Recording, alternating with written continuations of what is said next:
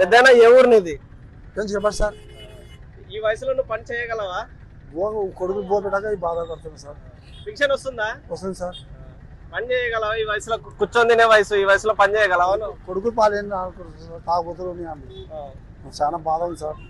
ఆడుకుంటే మంది చూడంటారు నన్ను అని నేను చెప్ప. మామూలుగా అంటే ఒక వయసులో ఉంటే అంతా కష్టపడి ఉంటాయి, ఈ వయసులో నువ్వు కూర్చొని తినే వయసు.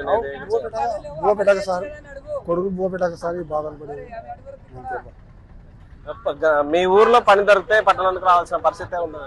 మా ఊర్లో చిక్తే మా ఊర్లో పోతే చిక్కగా సార్. ఎవరు పిలిచారు కానీ పనులు ఏం లేవు, పనులు లేవు సార్, పనులు లేవు. కూర్చొని నీకు సారు కొడుకుని చదివిస్తే ఉద్యోగం రాలే. ఇంకా పిల్ల ముగ్గురు బిడ్డలు అయితే మొన్నలో పోయినారు. ఇంకా మా బాధ ఎట్లా డిగ్రీ చదివిస్తే ఉద్యోగం రాలే. ఉన్నారు దొరకదు.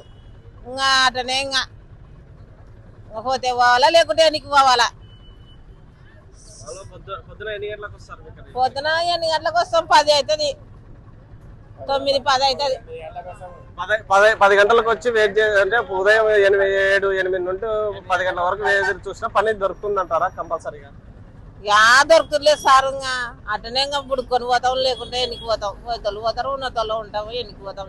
చార్జీలు పెట్టుకొని.